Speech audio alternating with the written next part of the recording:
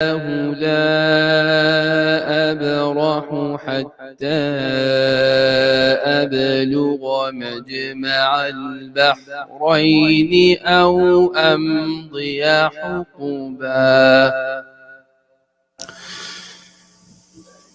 فلما بلغا مجمع بينهما نسيا حوتهما فاتخذ سبيله في البحر سربا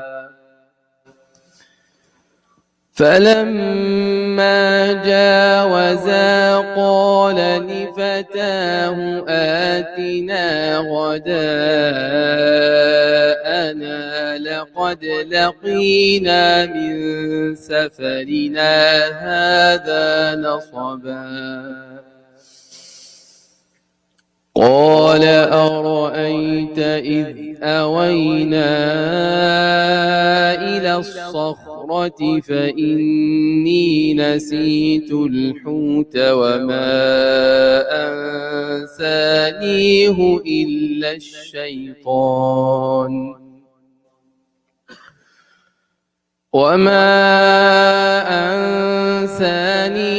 إلا الشيطان أن أذكره واتخذ سبيله في البحر عجبا قال ذلك ما كنا نبغ فارتدا على آثارهما قصصا فوجدا عبدا من عبادنا آتيناه رحمة من عندنا وعلمناه من لدنا علما قال له موسى هل أتبعك على أن تعلمني مما علمت رشدا قال إنك لن تستطيع معي صبرا وكيف تصبر على ما لم تحط به خبرا قال ستجدني إن شاء الله صابرا ولا أعصي لك أمرا قال فإن اتبعتني فلا تسألني عن شيء حتى أحدث لك منه ذكرا فانطلقا حتى إذا ركبا في السفينة خرقها قال أخرقتها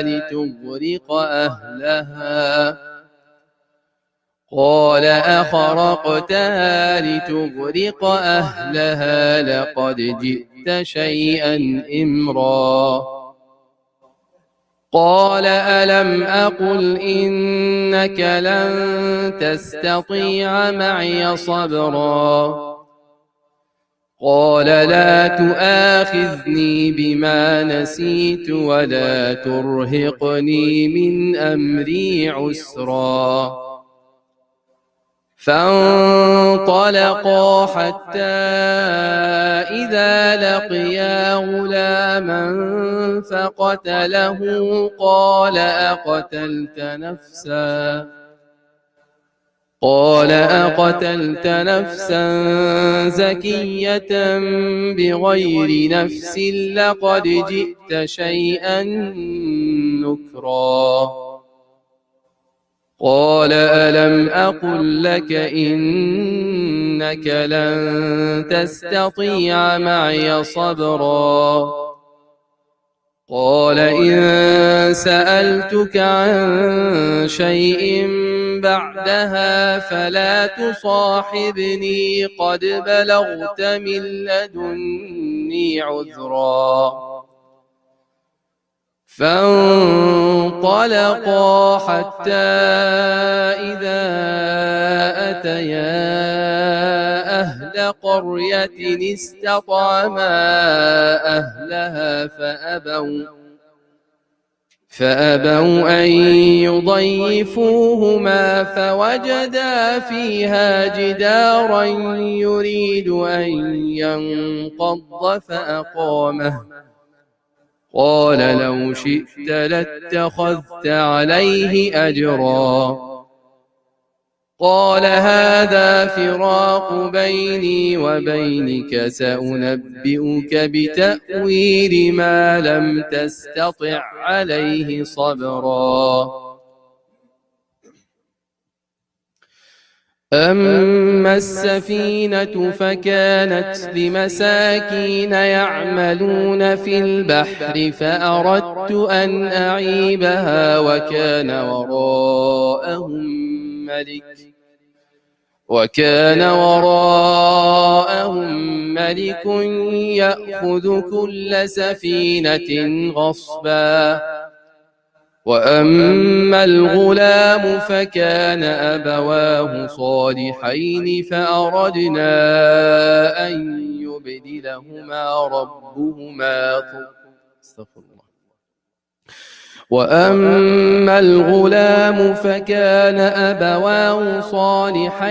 فخشينا أن يرهقهما طغيانا وكفرا فأردنا أن يبدلهما ربهما خيرا منه زكاة وأحسن وأقرب رحما صدق الله العظيم.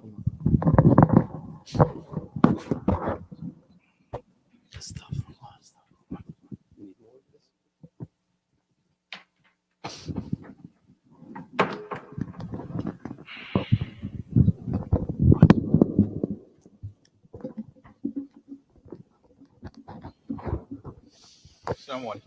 عليكم السلام ورحمة الله وبركاته. الله أكبر الله أكبر الله أكبر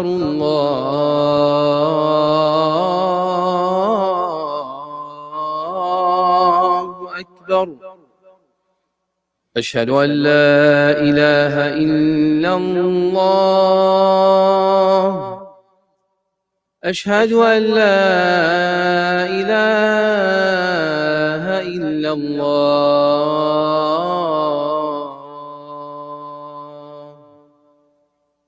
أشهد أن محمدًا رسول الله أشهد أن محمدًا رسول الله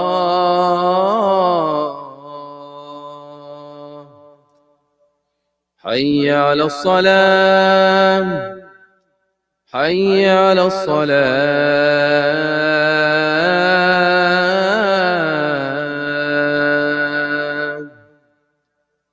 حي على الفلاح حي على الفلاح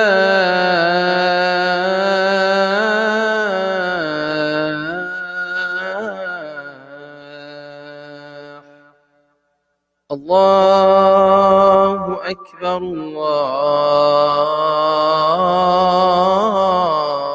الله أكبر لا إله إلا الله.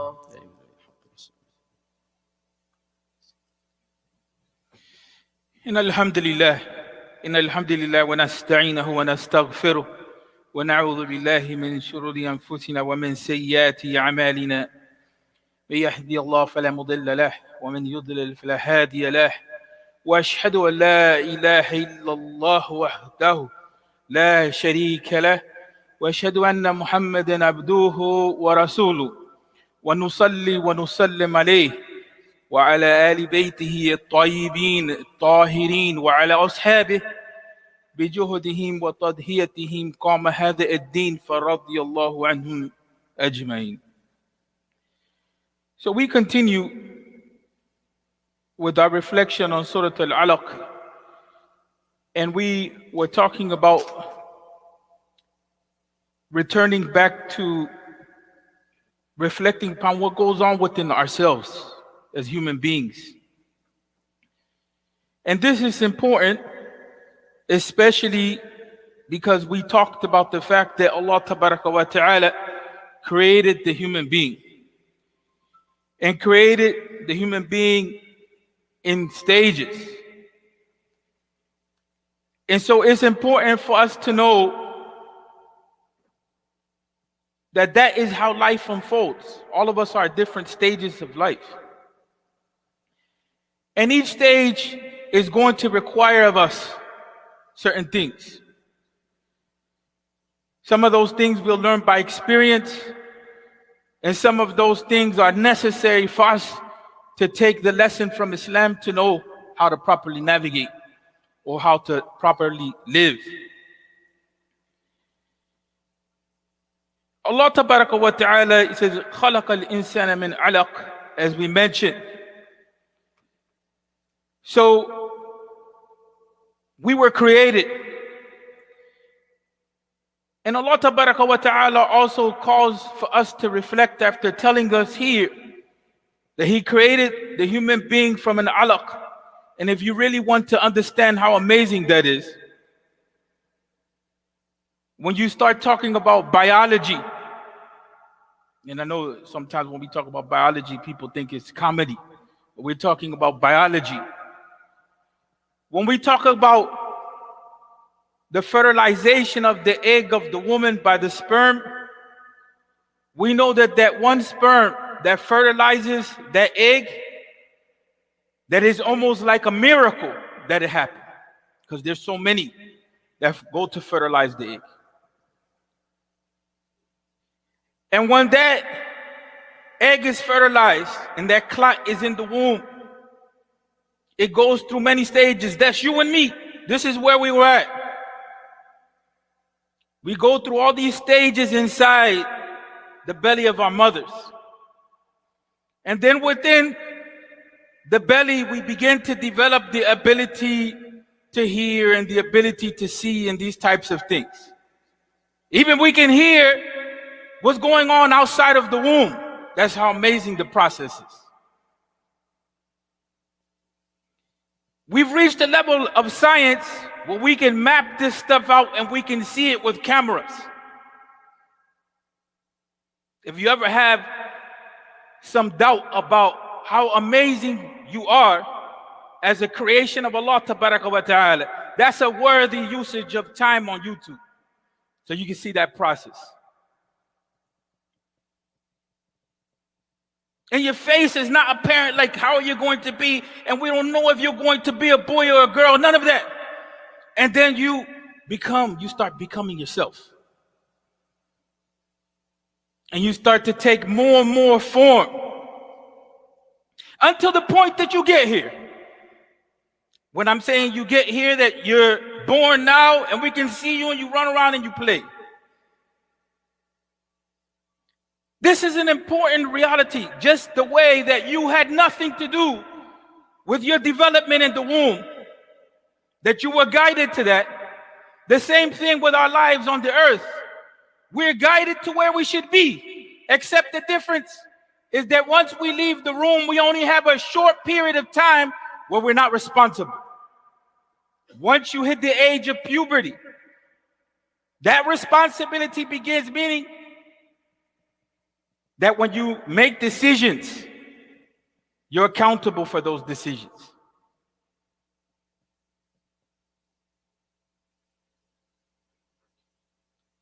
Whatever it is that you do, there's reward and punishment attached to that. That's why we said it's important for us to understand what goes on within ourselves. Because by the time you hit the age of puberty, you have all kinds of things going on inside of yourself. And not only do you have all kinds of things like thoughts and desire and instincts. Some of you begin to like girls. Some of you begin to like boys. Some of you don't want to have anything to do with anybody else except your friends. There's all these feelings and these emotions. Once that begins to take place, you're also fighting for your own freedom, your own identity away from your parents. Your own ideas, you know what's right, what's wrong in your mind. And this is now where we want to reflect, because this is the stage that you're in life. Not every idea that comes into our mind is an idea we follow. And we learned that from Surah An-Nas. The concept of waswasa is that there's ideas that come to us sometimes from our friends, from other human beings. Sometimes it could even be from the TV, or from a movie, or from a book, or whatever it may be. And those things, those ideas that come in are not necessarily going to take us in the right direction. There's certain feelings that we have. Somebody does something to us, we get mad, we want to hit the person. See, is it appropriate? That's the issue. Now, how is it that we get a hold of that?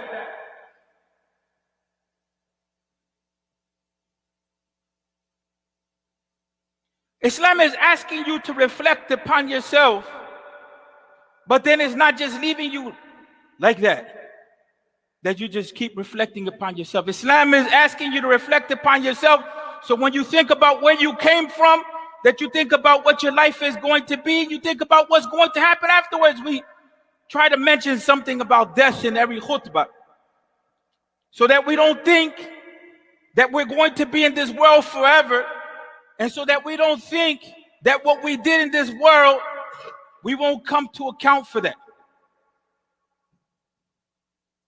And last time we had mentioned,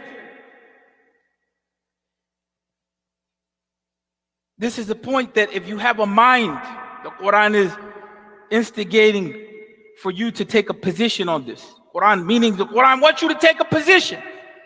Alam ya'lam bi anna Allah yara. This is where we were at last week. Don't you know that Allah sees? That has to be clear within yourself. Because it's not just the issue of seeing you for a short period of time and what you do and so on and so forth, and the fact that the malaika, the angels, are writing down your deeds whether you like it or not. It's the fact that that is a very real situation that we're going to have to confront, the fact that Allah Tabaraka wa Ta'ala sees, and what that means when we leave this world. Now, if we want the support of Allah Tabaraka wa Ta'ala in this world, that ayah has meaning for us as well. Some of us don't realize the impact that certain actions have. And remember, we talked about different stages of life. As older people, we have to tell you as younger people that there's certain things that you do that they impact the way that you think and the way that you see things. There's no doubt about that. If you intoxicate yourself, right, because this is a popular thing. Well, we've reached the point now in the Muslim community where we're debating about if marijuana is halal or haram, because now in the society it has become an issue of what? It's legal. But what we don't talk about is not whether it's legal or not. We know that in Islam there's a reason why we say that it's haram. It's not that we don't recognize that there's no benefit in it. We say that there's even benefit in alcohol. But the reason why we say that it's haram is because the Quran is guiding us to that reality of it being haram. Because it clouds our intellect. And we can sit here, we can say, we could go to the, I've listened to biographies of, or not biographies, stories of rappers where they say, yeah, I go into the studio and I grab the microphone and after I smoked and I have all this creativity and this and that. But then when you look in reality afterwards, the consequence of that type of use is that when you also look into that person's life, they're depressed. Because there's been so many studies that have been showing that the usage of marijuana over a long period of time, it leads to that type of thing, depression. So when we talk about the effects of our action, this is just one example, people. How that begins to cloud how it is that we see each other. And there's some youth and some adults that automatically, when you deal with them, you know something's going on. There's something going on with that person. And we have different ways of saying. In Spanish, we say, este está raro. In Arabic, malikin. You know, what's going on with you? And then when you look at it, you see, yes, there's something that person has been shaping their behavior in one form or another.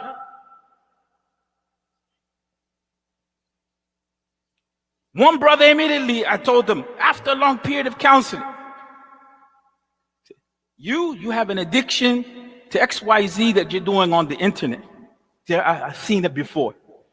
You don't even have to tell me. I see the behavior, I can see the signs, and I'm telling you, you have an addiction to certain types of movies and things that you're watching that are haram, and you can see it in your behavior is shining. And after about 20 minutes, he admitted. He said, yeah, that's true.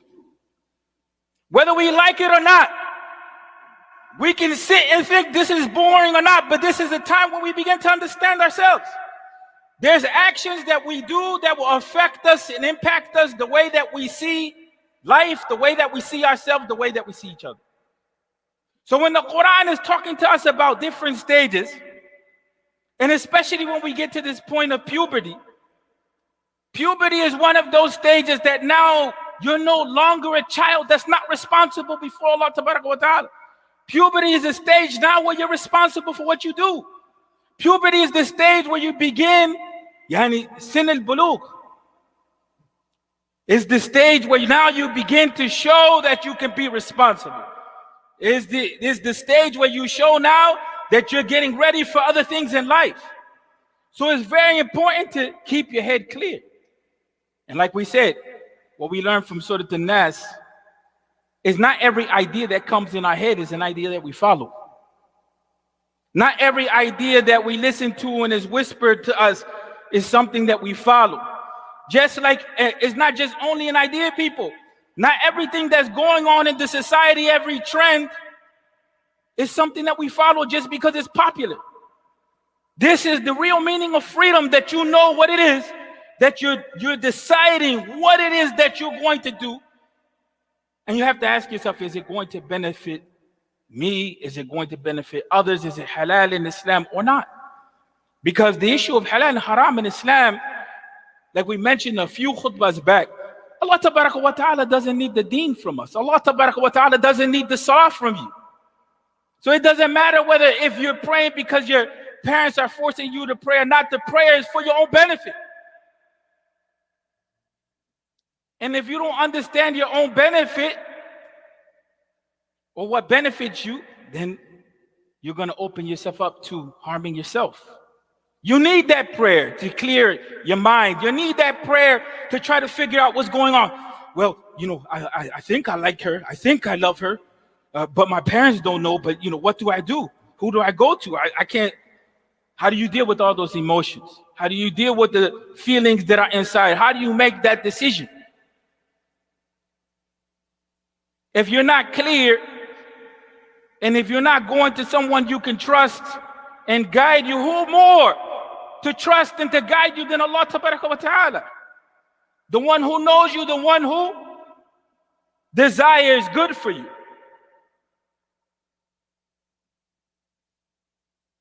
So when we look at that reality, that we were created in stages, and when we come to the point of puberty, we have to separate between what it is that we're thinking. We have to separate between what it is that we're feeling, like anger or sadness or loneliness. And we have to separate between what's going on in the body. Like, no, I feel hungry. I feel tired. That's instinct. The more that you get good at that, the more that you can be responsible in making decisions. Because what differentiates you from the angels and from the animals is that you have the ability to think and you have the ability to be free in your decisions as the human being. Now you can come close to the angels. The angels don't disobey Allah Tabaraka wa Ta'ala. The angels don't have sin. You can even rise above the angels. Or you can go below the animals. Because the animals, they do what they have to do. The animals don't sit around debating, well, should I do this haram thing or not do this haram thing? You know, the animals, they do their thing. It's the human being that sits there and debates. What should I do? Should I do this or should I do that? And the longer you stay in that type of confusion, the more damage you do to yourself in your life. Because then you won't know where to put your time in. And your time, once, especially you hit puberty, that clock is running. It's running. Because at the end of the day, there's a grade that you have to get. And that grade that you have to get is whether you're going to go into Jannah or not. Or whether you're going to spend some time in the hellfire for a little while because you believe in Allah, but you did some things that you shouldn't have done on the earth. We believe, yeah, you'll come out. But who wants to sit in Jahannam for a minute and feel the punishment of their actions and their deeds of what they did? So, and this brings us back to the point. You know, what is it that you say? Don't you know that Allah is watching or not? You may not feel it. You may not understand it. But the question is, do you believe it? That is the real point of Iman. Do we believe it?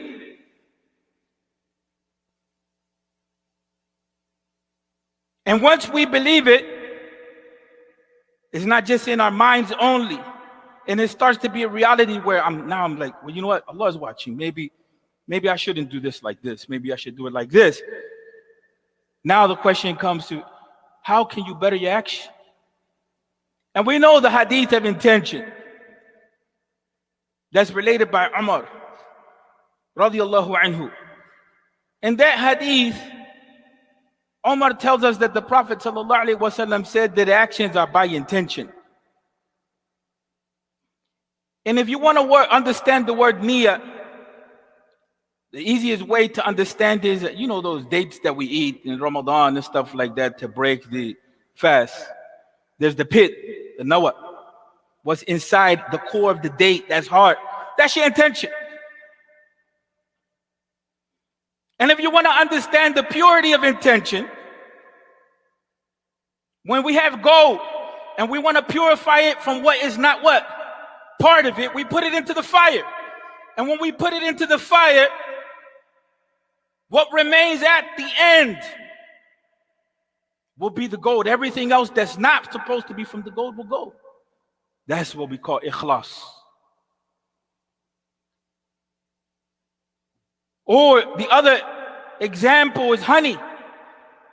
You know, honey, if you buy it in with the comb, it has the wax in it and everything. But if you get it and they cleaned it up, they removed all of that out of it, then at the end what you have is just honey without anything. That's ikhlas.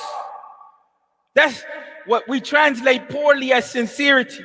But in other words, Allah Tabaraka wa Ta'ala looks at our intention at that level. What is that intention for? What's it aiming at? It's not just the issue of seeing you externally, seeing what you're doing like at face value, physically only. It's also knowing what's going on inside of you. Allah is guiding us up to that level, what's going on inside of us in our hearts. And so when we get to that point of puberty, that's why it's important for us to understand that our actions count. I'm no longer, a Hamudi that's just running around and it's okay. It's like whether sometimes I pray or I don't pray, or whether I do this or I don't do this. No. Now I'm, little Muhammad. Muhammad was, some of y'all like to call yourself Mo. But that's the reality, that Allah Tabaraka wa Ta'ala is not only seeing what we do at the level where other people can see what we're doing, but Allah Tabaraka wa Ta'ala is seeing into our hearts and what it is that we are intending.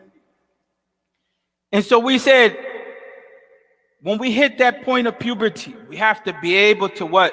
Distinguish between what we're thinking, between what we're feeling, and between our instincts. And we have to take charge of our actions. So when we, why am I doing this? This is where the intention comes in at. And once we're clear on why we're doing it, then we will come close to being conscious, to being aware that Allah Tabaraka wa Ta'ala is watching us. أقول قولي هذا واستغفر لي ولكم والحمد لله رب العالمين.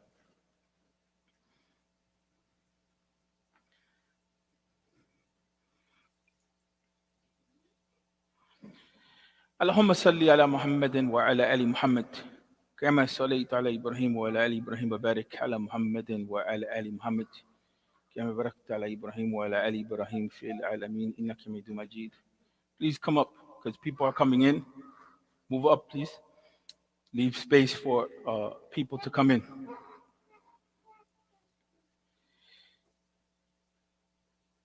We want to close this khutbah by saying there's things that we think, and there's ways that we feel, and so on and so forth.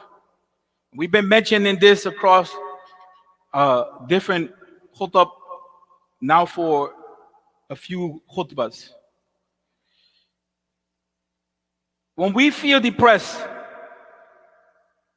we should say we feel depressed. There's some people, unfortunately, in a Muslim community. Remember we said that in Islam, we deal with knowledge. And we said that the Quran moves us to think. And Allah Tabaraka wa Ta'ala, by teaching us by the pen, yes, as a Muslim community, we do believe in science. And we said sometimes some things in science may contradict the Quran and the Sunnah.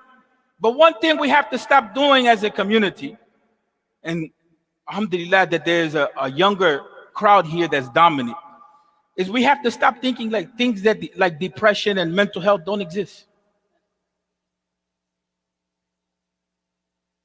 Because sometimes our feelings become so overwhelming, or our thinking is so out of control that we need to get help. Because if our thinking is putting us, like if we have a lot of bad ideas, like we keep wanting to harm ourselves and harm other people, we need to get help. We can't handle that by ourselves. If our feeling is such that we're constantly down all the time, down all the time, down all the time, no matter what I do, I'm down, we need to get help. That's extremely important. Because some people in the Muslim community, they try to say, no, it's just an issue. You just have to increase your iman. It's just an issue. You have to trust Allah more. And then we get into situations that are pretty bad. We actually had, in the middle of COVID, a youth that came from this area, New Jersey, New York area. And he had some mental health issues, and he went to Texas, and that didn't play itself out really well at all. It ended up in the whole of the family suffering. He killed the whole of the family.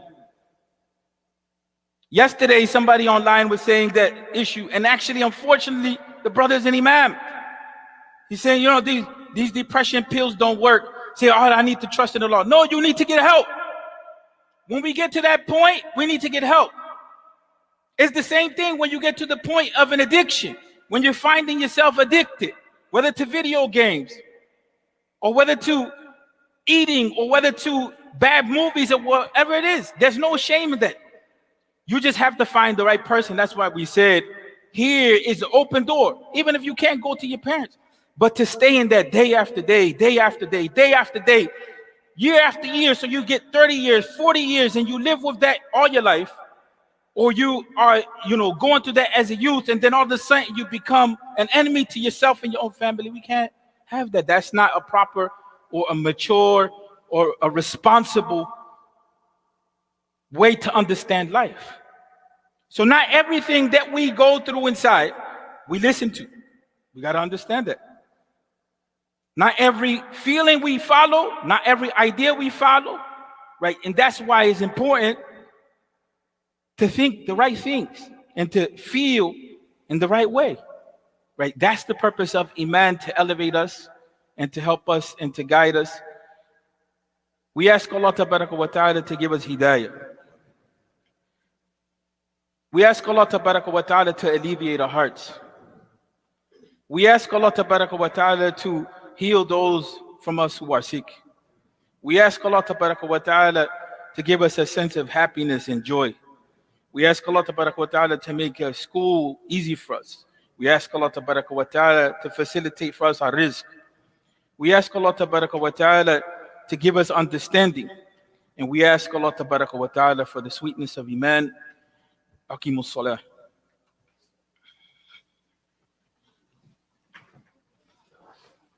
الله أكبر الله أكبر أشهد أن لا إله إلا الله أشهد أن محمد رسول الله حي على الصلاة حي على الفلاح قد قامت الصلاة قد قامت الصلاة الله أكبر الله أكبر لا إله إلا الله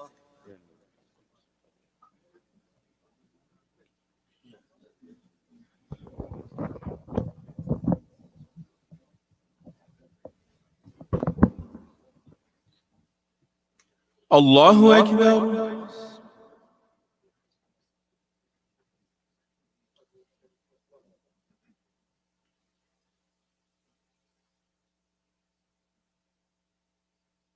الحمد لله رب العالمين الرحمن الرحيم مالك يوم الدين إياك نعبد وإياك نستعين اهدنا الصراط المستقيم صراط الذين أنعمت عليهم غير المغضوب عليهم ولا الضالين.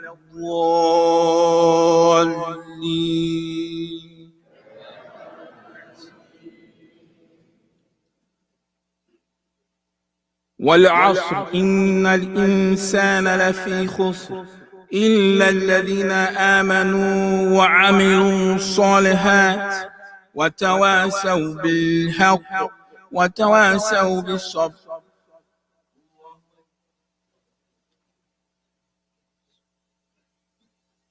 سمع الله لمن حمده.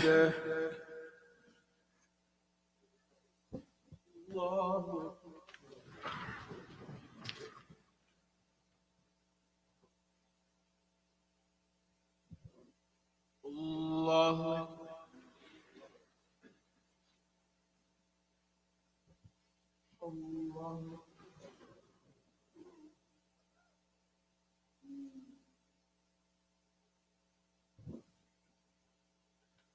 الله أكبر.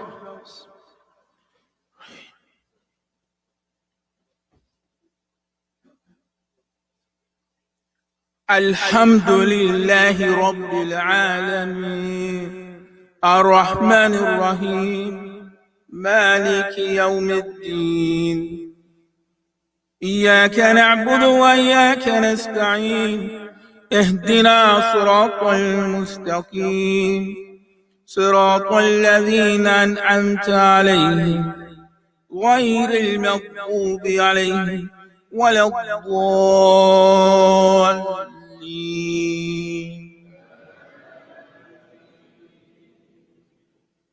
قل هو الله أحد الله الصمد لم يلد ولم يولد ولم يكن له كفوا أحد.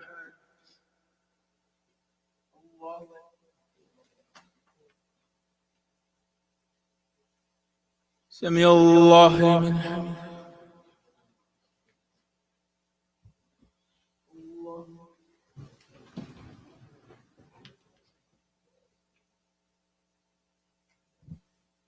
الله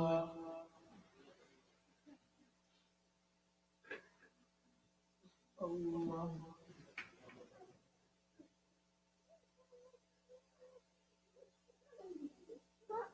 الله أكبر.